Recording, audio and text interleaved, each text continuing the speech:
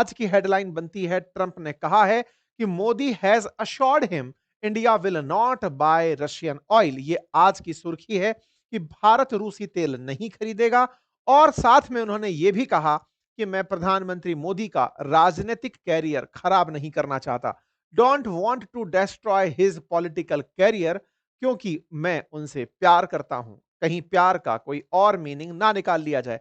इन सारी बातों के मीनिंग निकालने के लिए आज मीडिया तैयार बैठी है। हम उस खबर का विश्लेषण करते हैं कि क्या भारत ने वाकई में ट्रंप से रूसी तेल खरीदने का इनकार किया है, क्या उसका असर वाकई में दिखने लगा है, क्या कहते हैं स्टैट्स। क्योंकि कहीं ना कहीं मीडिया में यह बात भी है कि भारत की सरकारी कंपनियों ने रूसी तेल खरीदना कम कर दिया है। ये सारी बातें आज के सेशन में। इसी के साथ विपक्ष फिर से सत्ता पक्ष के साथ सवालों के साथ खड़ा हो गया है कि मोदी जी डर गए हैं और ट्रंप के सामने प्रधानमंत्री मोदी ने तेल ना खरीदने की उनकी शर्त मान ली है। हेडलाइंस कुछ इसी तरह से हैं कि मोदी थ्रेटन्ड टू ट्रंप। आज के सेशन में विश्लेषण इन सभी बातों का। देखते हैं किस तरह से भारत रूस को साधते हुए ट्रंप के साथ व्यापार के लिए डील करने में कामयाब होता है। साथियों, अमेरिकी राष्ट्रपति डोनाल्ड ट्रंप ने जैसे ही यह दावा किया कि भारत अब रूस से तेल नहीं खरीदेगा, यह बात उन्होंने व्हाइट हाउस में एक प्रेस कॉन्फ्रेंस को संबोधित करते हुए कही और कहा कि प्रधानमंत्री मोदी मेरे अच्छे दोस्त हैं और उनके साथ मेरे संबंध अच्छे हैं। यहां पर उन्होंने ये भी बात बताई कि अब भारत रूस से तेल नहीं खरीद रहा है, अब हमें रूस पर दबाव डालने का प्रयास करना है, चीन पर दबाव डालने का प्रयास करना है। उसके बाद युद्ध रुक ही जाना है क्योंकि रूस को पैसा नहीं मिलेगा। ट्रंप बोले कि मुझे मोदी से प्यार है। और साथ में उन्होंने ये भी कहा कि हाल ही में भारत में जो अमेरिकी राजदूत बनकर गए हैं सर्जियो गौर, उन्होंने प्रधानमंत्री मोदी से मुलाकात की और वहां से पता चला कि मोदी ट्रंप से प्यार करते हैं। और मैं इस प्यार शब्द का गलत मतलब नहीं रखना चाहता हूं ताकि मैं उनके पॉलिटिकल कैरियर को खराब ना कर दूं। मैंने सालों से वहां पर बहुत सारे प्रधानमंत्री बदलते देखे हैं।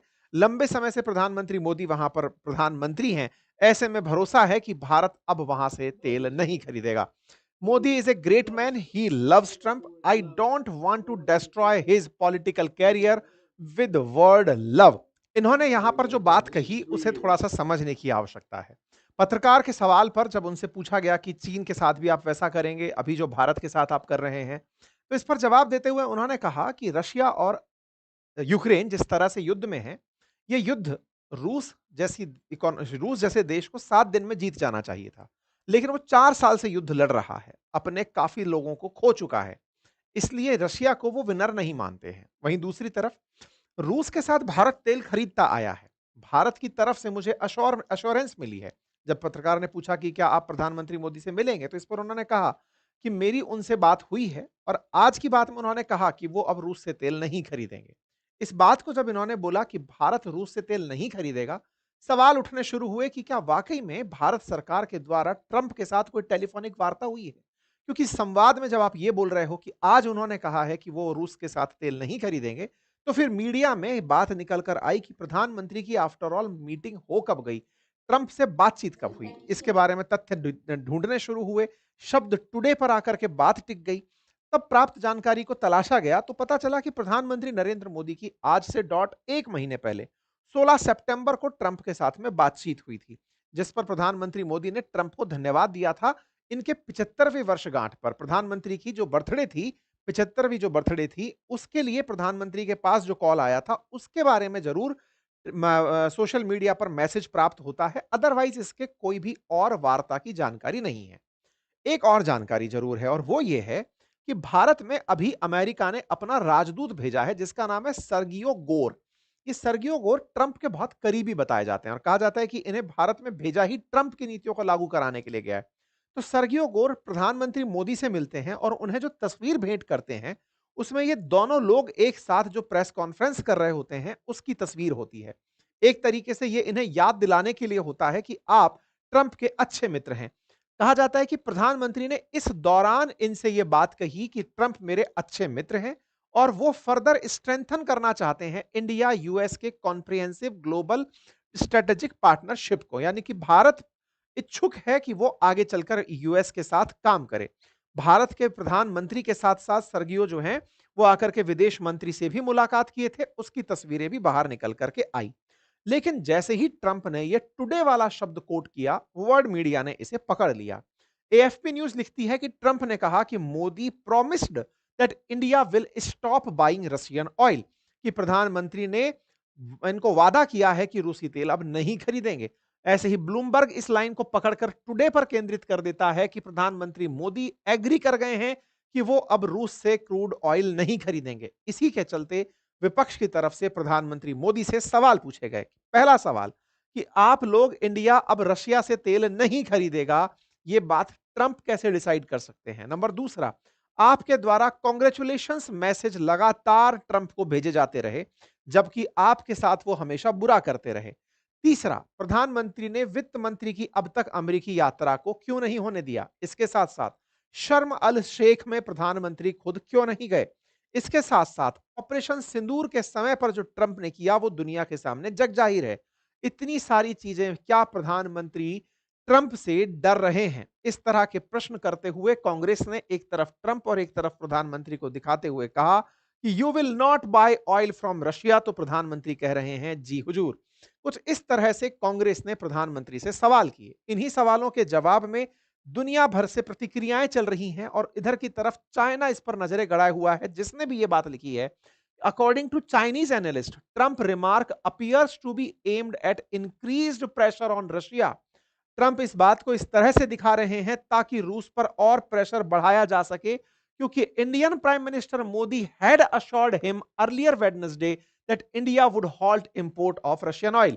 इसका मतलब ट्रंप के द्वारा अगर वहां से यह बात बोली गई है, तो इसके मायने क्या निकाले जाएं कि क्या वाकई में भारत ट्रंप के साथ में अपने संबंध सुधारने के लिए रूस से तेल खरीदना बंद कर देगा? यह बड़ा सवाल है। और आप सब जानते हैं कि भारत अपनी ऊर्जा आवश्यकता का 80% इंपोर्ट करता है और इंपोर्ट किए जाने वाले तेल में लगभग 30% ऑयल हमारी कुल जरूरतों का फिलहाल रूस से आ रहा है। और रूस से खरीदने वाले तेल में हम अपनी सरकारी कंपनी जो हमारी आईओसीएल जैसी कंपनियां हैं ये भी खरीदती हैं, तो प्राइवेट कंपनियों में रिलायंस खरीदती है और एक रूसी कंपनी जो रोजानेफ्ट जो भारत में नायरा के साथ काम कर रही है वो खरीदते हैं।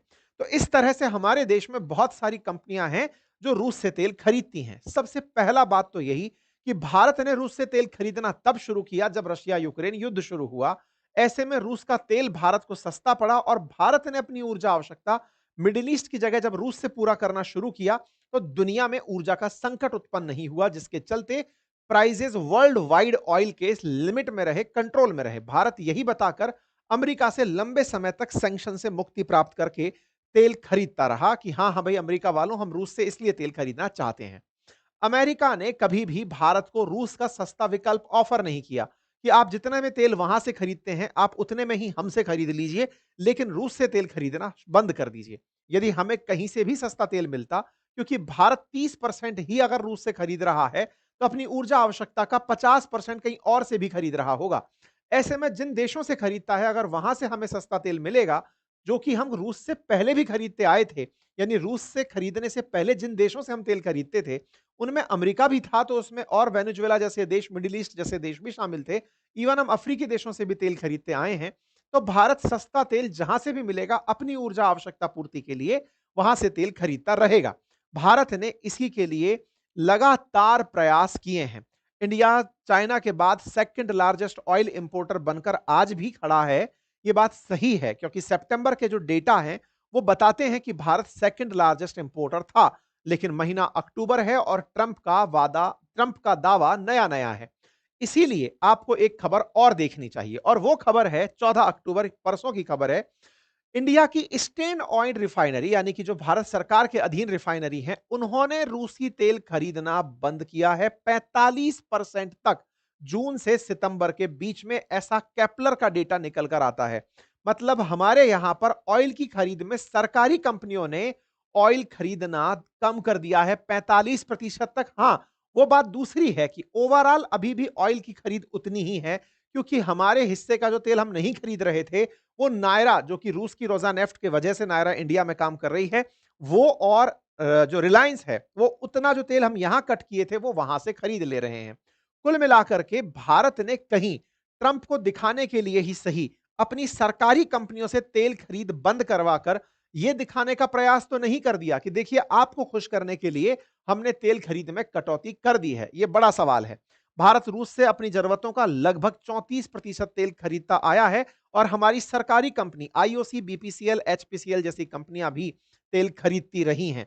भारत चाइना के बाद दूसरा सबसे ज्यादा तेल खरीदने वाला देश है। वहीं यूरोपियन यूनियन की अगर हम बात करें तो हंगरी सबसे ज्यादा और उसके बाद स्लोवाकिया नंबर 2 पर तेल खरीदने वाले देशों में आता है।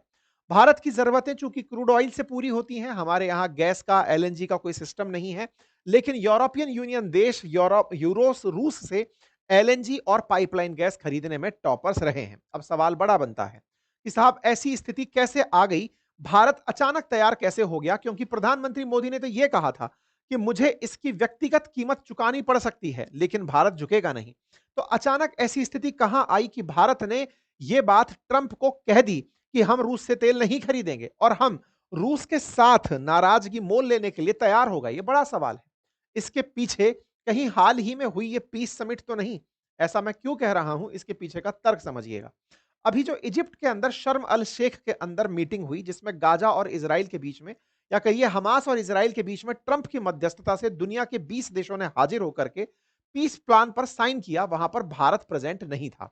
भारत प्रेजेंट नहीं था, उसके पीछे का कारण था कि भारत अभी ट्रंप के साथ और ट्रंप और पाकिस्तान जिस मंच पर एक साथ खड़े हों, वहां पर साझा होना नहीं चाह रहा है। क्यों? क्योंकि ट्रंप इन दिनों पाकिस्तान को खुश करने के लिए कुछ भी अंट शंट बके चले जा रहे हैं। ऐसे में भारत अपनी डिस्टेंस को बरकरार रख रहा है। एक तो बड़ा कारण यह है। दूसरा बड़ा कारण, भारत की तरफ से फिलहाल तो निकल कर नहीं आया है, लेकिन भारत कहीं ना कहीं उस खेमे में शामिल नहीं होना चाहता जिसे अमेरिका लीड कर रहा हो। लेकिन क्या करें? पीस डील जब अमेरिका करवाता है तो इस पीस डील के समर्थन में पूरा मिडिल ईस्ट उतर के आ जाता है। मिडिल ईस्ट भारत के साथ बड़ा व्यापार करता है। साथ ही साथ ओआईसी के जो देश हैं, जीसीसी कंट्रीज हैं, वो सब समर्थन में थे। इतना ही नहीं, अमेरिका के साथ यूरोप तो यूं ही खड़ा था। मात्र कुछ घंटों के पूर्व नोटिस पर फ्रांस के राष्ट्रपति हों या फिर कनाडा के प्रधानमंत्री हों, यूके के प्रधानमंत्री, जर्मनी के चांसलर, इटली की पीएम, सब की सब इस इजिप्ट में पहुंच जाते हैं। इसका मतलब ट्रंप का प्रभाव अभी भी उपलब्ध है, ट्रंप का प्रभाव अभी भी उपस्थित है। ऐसे में भारत ने पीस डील होती देखकर कहीं ना कहीं यह तो रियलाइज किया है कि ट्रंप के पास अब दुनिया में केवल एक ही मुद्दा बचा है। दुनिया को बताने के लिए उन्होंने गाजा और इजराइल के बीच में शांति करा दी है। अब उनके पास में एजेंडा केवल एक ही है, रशिया यूक्रेन युद्ध मुझे रुकवाना है। अब इसे रुकवाने के लिए उनके तमाम प्रयास जब निरर्थक रहे, अच्छा वो एक स्मार्ट तरीका हम जानते हैं, वो जानते हैं कि यूक्रेन का पिटना यूरोप को ज्यादा चिंता देता है, अमेरिका को नहीं देता है। अमेरिका को इजराइल के साथ झगड़ा चिंता देता था, क्योंकि इजराइल के साथ अमेरिका सिंपैथी रखता है। लेकिन यूरोप के साथ अमेरिका सिंपैथेटिक नहीं है, उन्हें नाटो मेंबर मानता है, कहता है कि 5% अपनी जीडीपी का नाटो के बिल में डालो, तब जाकर तुम्हारी रक्षा करूंगा। इसीलिए अमेरिका ने यूरोपियन देशों से कहा है कि अगर तुम वाकई में यूक्रेन की हिफाजत चाहते हो, वो इसलिए क्योंकि रूस ने अगर एक बार यूक्रेन के साथ झगड़ा कर लिया, उसके बाद अगला टारगेट तुम ही लोग बनोगे। किनारे पर बैठा पोलैंड होगा या फिर बाल्टिक कंट्रीज, ये सब के सब इसमें निपटे जा सकते हैं। इसी वजह से ट्रंप चाहते हैं कि यूरोप आगे से निकल कर आए और अमेरिका से कहे कि हां साहब, इस रशिया यूक्रेन युद्ध को रुकवाने में आप मैक्सिमम प्रेशर टेक्निक अपनाओ। मैक्सिमम प्रेशर टेक्निक में होगा क्या? रूस को पूरी तरह से अलग थलग करना पड़ेगा। और उसका तरीका क्या होगा? रूस को जो तेल बेचकर पैसे कमा रहा है, जैसे आज भी वो भारत और चीन को तेल बेच रहा है, वो एक अलग पार्ट है। आज भी वो यूरोप के बहुत से देशों को एलएनजी और जो पाइप गैस है वो अभी भी एक्सपोर्ट करता है। जैसे मैंने अभी हंगरी का उदाहरण दिया, तुर्की का उदाहरण दिया। तुर्की हालांकि नाटो कंट्री है। इसी तरह से इन देशों को इसने तेल और गैस बेच करके, गैस और एलएनजी बेच करके अपनी तरफ से अभी इंपोर्ट बिल हाई किए हुए हैं। तो ट्रंप लगातार यूरोप पर दबाव बना रहे हैं।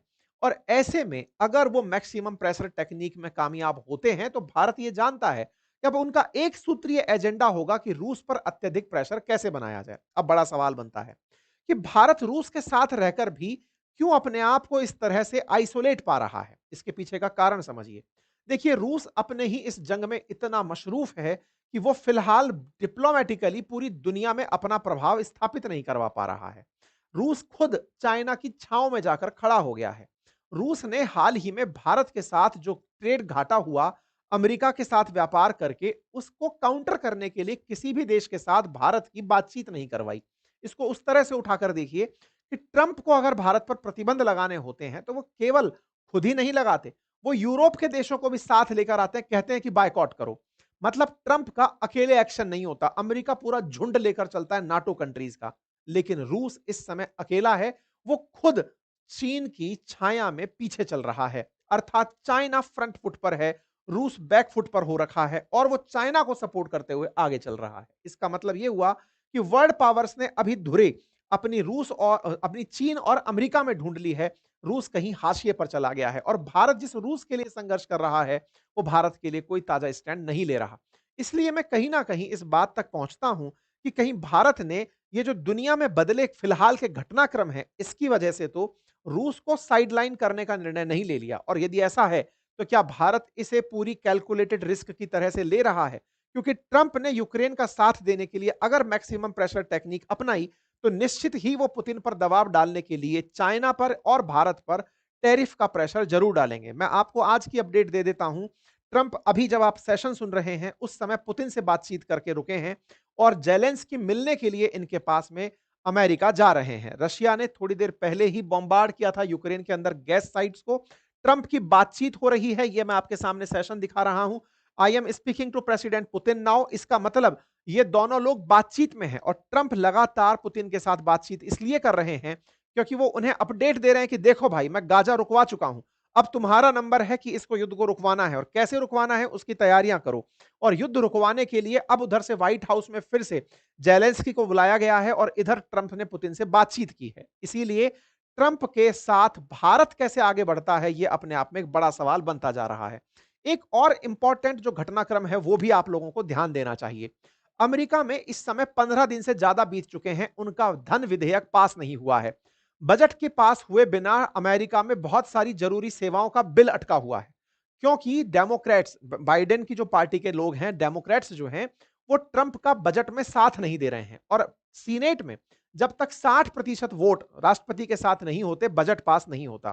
ट्रंप का बिल 55 पर अटका हुआ है। लेकिन आप जानकर आश्चर्य करेंगे कि उस सीनेट में जहां से 60 वोट ट्रंप अपने पक्ष में बजट के लिए नहीं ला पा रहे, उसी सीनेट से 85% सांसदों ने, क्यों? क्योंकि सीनेट में मेंबर ही 100 होते हैं, उसमें से 85% सांसद यानी कि 85 सीनेट मेंबर्स ने ट्रंप से कहा है कि चाइना पर 500% टैरिफ लगा दो। ये बेसेंट प्रेसिडेंट के बयान को सुनाते हुए दिखाई दे रहे हैं और वो कह रहे हैं कि हमें अब सीनेटर्स ने, 85 यूएस सीनेटर्स ने कहा है कि चाइना पर 500% टैरिफ लगा दो। अब ये बात बड़ी बात है। ये ऐसे समय पर बात निकल कर आ रही है कि जो सीनेट या जो डेमोक्रेट ट्रंप के साथ बजट पर साथ नहीं है, वो चाइना पर 500% टैरिफ लगाने की बात कर रहे हैं। तो क्या अमेरिका रूस पर प्रेशर बनाने के लिए चाइना पर कुछ दिनों के लिए ही सही, अगर 500% टैरिफ लगा गया, तो रूस को रुकना पड़ जाएगा, क्योंकि चाइना तेल खरीदना रोक देगा। 500% टैरिफ बहुत होता है। अब इस बात के जवाब में हालांकि ट्रंप प्रशासन का कहना है कि 500% टैरिफ मैं तो लगा दूं, लेकिन यूरोपियन देश भी इस बात के लिए तैयार हो कि वो भी चाइना पर टैरिफ खेलेंगे। मैं उनको बचाने के लिए खुद अपना नुकसान क्यों करूं? इसी वजह से ये सारी चीजें हो रही हैं। इसके साथ साथ यूके के द्वारा नायरा एनर्जी जो कंपनी है, उसके ऊपर अभी कुछ मतलब प्रेशर किया गया है कि रशिया के तेल खरीदते हो आप लोग। इस तरह की तमाम चीजें चल रही हैं। खैर, फिलहाल भारत और रूस के संबंधों पर जब रूसियन एम्बेसडर से पूछा गया, तो उन्होंने अपनी तरफ से यही कहा कि India want bye Russian oil. इस बात पर कहा कि इंडिया और यूएस इंडिपेंडेंट हैं अपने डिसीजंस लेने के लिए, हम उनके मामले पर कोई भी इंटरफेयर नहीं करेंगे। हमारी ऑयल सप्लाई भारत की इकोनॉमी के लिए फायदेमंद है, भारत के लोगों के लिए फायदेमंद है, इसलिए हम यहां पर तेल भेजते हैं। इन्होंने अपनी तरफ से यही कहा कि India acting with national interest in mind, ऐसा उनके बारे में है। हमारा कॉपरेशन बहुत ज्यादा है और वो इनके साथ मिलकर के है। यानी कि रूस की तरफ से अपने बयान में सिर्फ इतना ही कहा गया है कि भारत अपने हित के बारे में सोचना जानता है और भारत के लोगों का हित हमने सस्ता तेल देकर के किया हुआ है। जब भारत के विदेश मंत्रालय के प्रवक्ता से यह बात पूछी गई, तो उन्होंने कहा कि भारत की प्रधानमंत्री की आज कोई भी ट्रंप से बातचीत नहीं हुई है। तो अगर ट्रंप ने यह कहा कि प्रधानमंत्री मोदी से आज बात हुई है, तो हमारी कोई भी उनसे बातचीत नहीं हुई है। तो एक तरह से क्या ट्रंप फिर से झूठे हो गए? नहीं, ट्रंप बोलने में टुडे बोल गए, क्योंकि बिना टेलीप्रॉम्प्टर के बोल रहे थे। लेकिन उनका कहना था सरगई के साथ में, जो उनका अभी एम्बेसडर यहां पर आया, जिसने भारत के रुख को ट्रंप तक पहुंचाया, उसके साथ प्रधानमंत्री की जो वार्ता थी, संभवतया वो उसके रेफरेंस में बात कर रहे थे, जो आंकड़े भी सजेस्ट करते हैं कि भारत की सरकारी कंपनियों ने तेल खरीद में कमी की है।